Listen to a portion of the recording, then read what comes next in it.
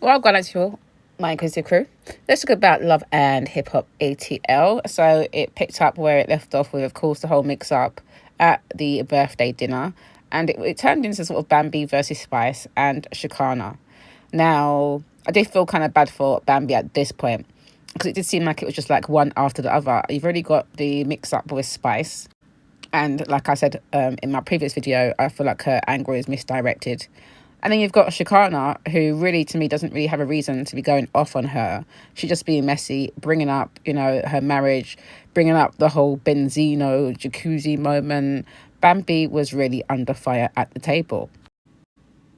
It really was just a whole heap of noise at the blasted table and mix up. I was actually glad when the eel appeared and scared them and also shut them up at the same time, as I'm sure Bambi must have been at that time too.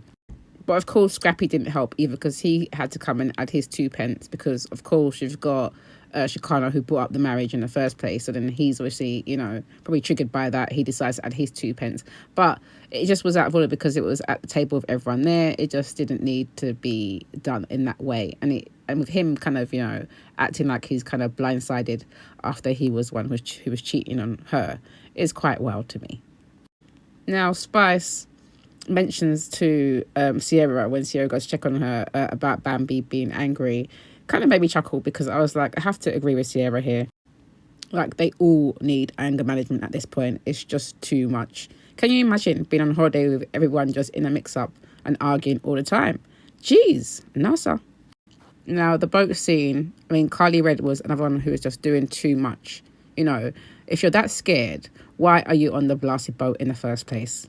And particularly you are in the most unsafe part of the boat.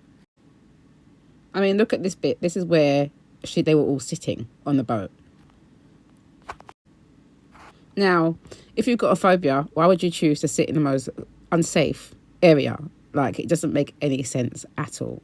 So to me, was it a case of you just looking a little bit of attention at that point because it was just doing too much? And then you've got the girls arguing, Renee and Amy. And then you've got this Carly Red in the background screeching, sounding like a crazy woman. I was just like, no, what are you doing, girl? Please, just stop.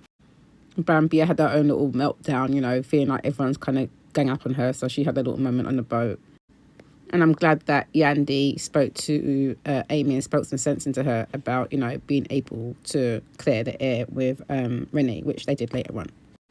But really, the best part of the episode for me was the fact that Scrappy and Bambi had their moment.